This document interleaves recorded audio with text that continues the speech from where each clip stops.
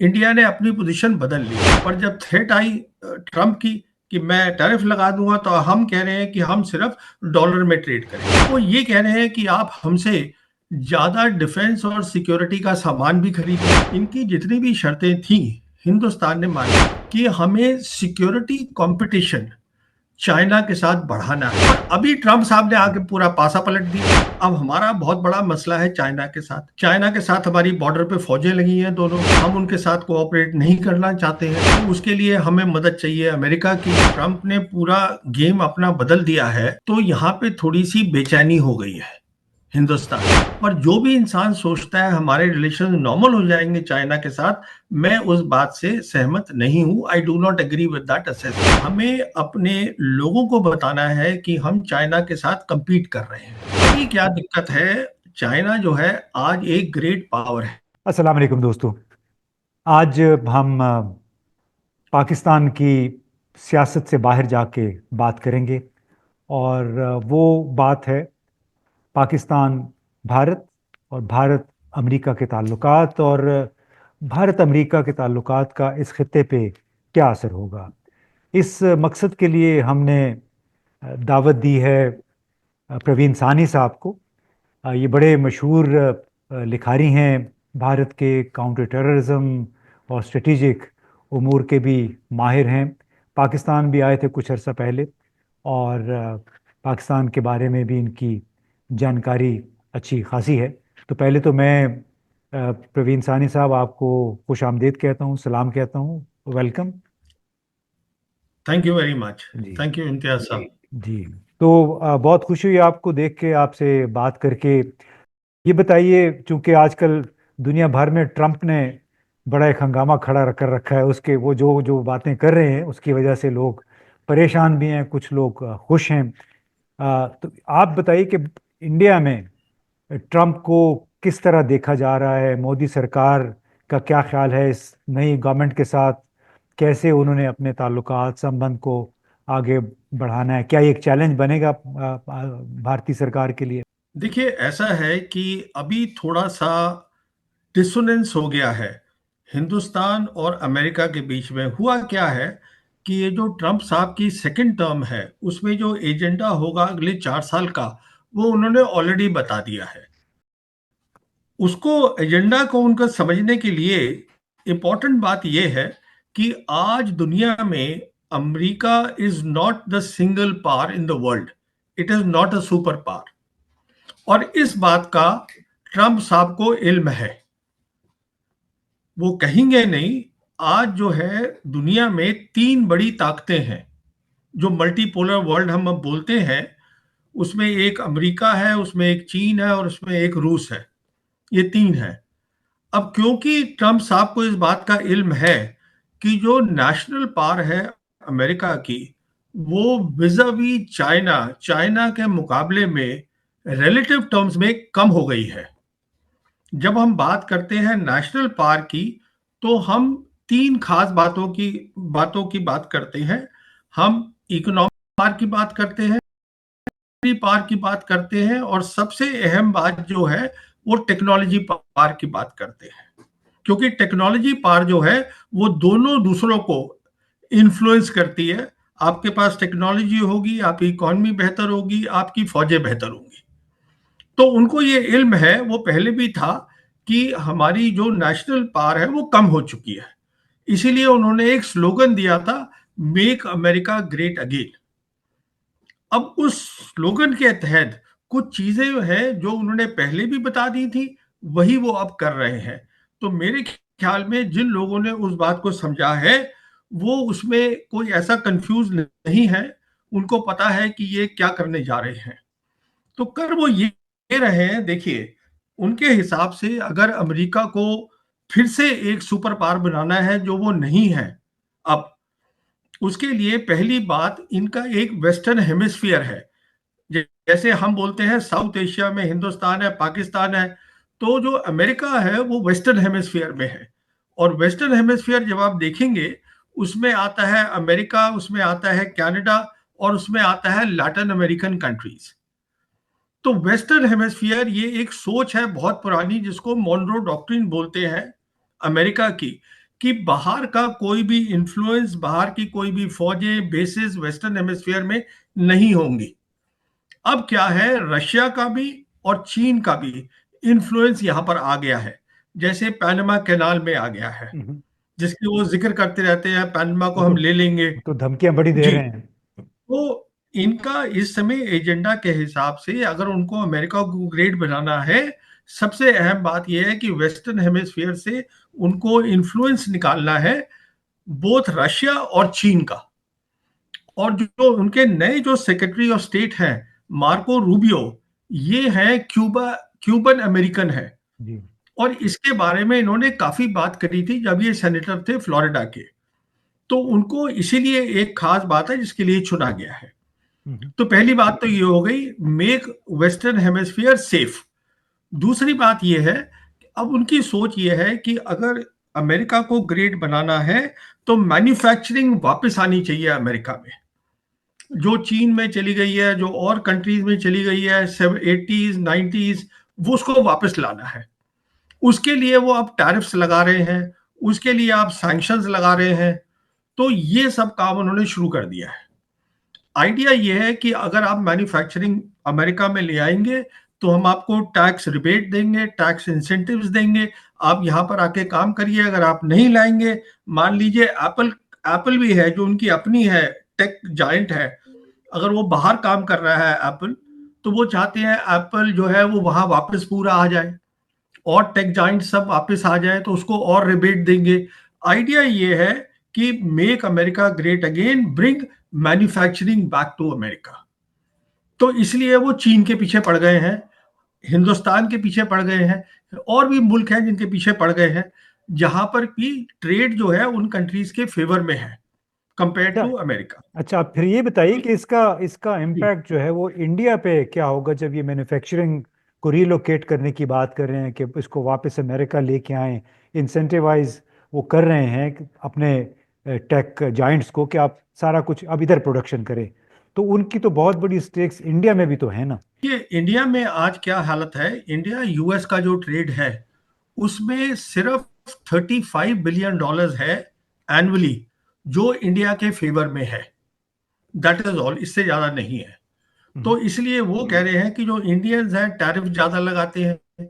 तो इंडियंस ने ऑलरेडी कह दिया है कि हम जो है ये $35 बिलियन जो यूएस ट्रेड है एनुअल का, जो हमारे फेवर में है, हम उसको न्यूट्रलाइज कर देंगे। हम्म। कैसे न्यूट्रलाइज करेंगे, हम सामान जो है आपको थोड़ा सस्ता बेचेंगे, आपके जो सामान हमारे पास आता है उसमें हम टैरिफ नहीं लगाएंगे या कम लगाएंगे। तो वो बात हो चुकी है। अच्छा, तो इतनी दूसरी जो ज्यादा चिंता की बात नहीं है ये। नहीं, ये कोई नहीं, हमने शर्त मान ली है कि आपको जैसे करना है हम करने को तैयार हैं। दूसरी बात, उन्होंने ये धमकी दी थी ब्रिक्स कंट्रीज को कि अगर कोई भी ब्रिक्स कंट्री है वो ट्रेड करेगी डॉलर के अलावा किसी और करेंसी में, तो मैं 100% टैरिफ लगा दूंगा, जो भी सामान वो अमेरिका में भेजेंगे उसके ऊपर। तो उसमें भी इंडिया ने अपनी पोजीशन बदल ली है। पहले इंडिया की पोजीशन थी, जब हमारे प्राइम मिनिस्टर गए थे खजान में 16th ब्रिक्स समिट के लिए, उस समय पोजीशन ये थी लास्ट ईयर अक्टूबर में कि साहब हम जो है हमको लोकल करेंसी में ट्रेड करना चाहिए। पर जब थ्रेट आई ट्रम्प की कि मैं टैरिफ लगा दूंगा, तो हम कह रहे हैं कि हम सिर्फ डॉलर में ट्रेड करेंगे। तो हमने वो कंडीशन भी मान ली है, उसका भी काम खत्म हो गया। उसके बाद जो ये इलीगल होता, वो भी हम कह रहे हैं कि वो उन्होंने अपना जहाज भेजा है जो आज अमृतसर में लैंड किया है, तो वो भी आ गए हैं। अब वो ये कह रहे हैं कि आप हमसे ज्यादा डिफेंस और सिक्योरिटी का सामान भी खरीदें। अब प्राइम मिनिस्टर मोदी जा रहे हैं वहां पर, जो खबरों में पता चल रहा है कि 13 तारीख को उनकी है meeting with president Trump in Washington, prime minister Modi की। तो अब वो वहां क्या बताएंगे कि हमसे क्या सामान खरीदिए आप डिफेंस का, तो ये तब तय होगा। तो कहने का मतलब ये है, इनकी जितनी भी शर्तें थी हिंदुस्तान ने मान ली है। क्यों मानी है, उसका कारण क्या है कि एक तो हमें धक्का लगा है, क्योंकि जो बाइडेन एडमिनिस्ट्रेशन की थी सोच, उनकी सोच ये थी, और जो फर्स्ट ट्रम्प एडमिनिस्ट्रेशन की सोच थी वो ये थी, दोनों की एक थी, कि हमें सिक्योरिटी कंपटीशन चाइना के साथ बढ़ाना है। ओके। मतलब जो वेस्टर्न पैसिफिक है, जैसे साउथ चाइना सी है, ताइवान का इश्यू है, यहाँ पर आप साहब जो है ज्यादा मिलिट्री एक्सरसाइज करवाइए, सिक्योरिटी कंपटीशन करवाइए, अपने एलाइज को और पार्टनर्स को सबको उसमें जोड़िए। तो वो हमें सूट करती थी हिंदुस्तान को, क्योंकि हम उनके पार्टनर बन चुके हैं इन देयर जो डिफेंस का फ्रेमवर्क है, जो उनका इंडो पैसिफिक कमांड चलाता है। स्ट्रेटेजिक फ्रेमवर्क, स्ट्रेटेजिक कोऑपरेशन जी, फ्रेमवर्क है वो वो। जो उसको बोलते हैं, हाँ, वो डिफेंस का फ्रेमवर्क है, उसको जी। इंटीग्रेटेड डिफेंस जो है, जो Indo US Indo Pacific command के अंडर आता है। ठीक सो है। We are partners with that. हमने सब उनके जो भी जरूरी थे अग्रीमेंट्स वगैरह मिलिट्री के, वो सब साइन कर लिए हैं। पर अभी ट्रम्प साहब ने आके पूरा पासा पलट दिया। अब वो कह रहे हैं साहब सिक्योरिटी कंपटीशन ज्यादा जरूरी नहीं है, ज्यादा जरूरी है कि हमें अमेरिका को जो है वो ग्रेट बनाना है फिर से। हम्म। तो यहाँ पर परेशानी क्या हो गई है कि हम बैलेंस कर रहे थे चाइना को। अब हमारा बहुत बड़ा मसला है चाइना के साथ। चाइना के साथ हमारी बॉर्डर पे फौजें लगी हैं दोनों की। उसके अलावा चाइना के साथ हम समझते हैं दोनों कंट्रीज राइज कर रही हैं इंटरनेशनल उसके फ्रेमवर्क में। तो हमको उनके साथ compete करना चाहिए। हम उनके साथ कोऑपरेट नहीं करना चाहते हैं। तो उसके लिए हमें मदद चाहिए अमेरिका की। तो ये हमारे लिए जो सबसे बड़ी परेशानी आज ये आ गई है कि ट्रम्प साहब ने सेकंड अपनी इनिंग्स में, जो ट्रम्प टू बोलते हैं, जो भी बोलते हैं, उसमें उन्होंने अपना एजेंडा पूरा बदल दिया है। तो उसमें ये दिक्कत आ गई।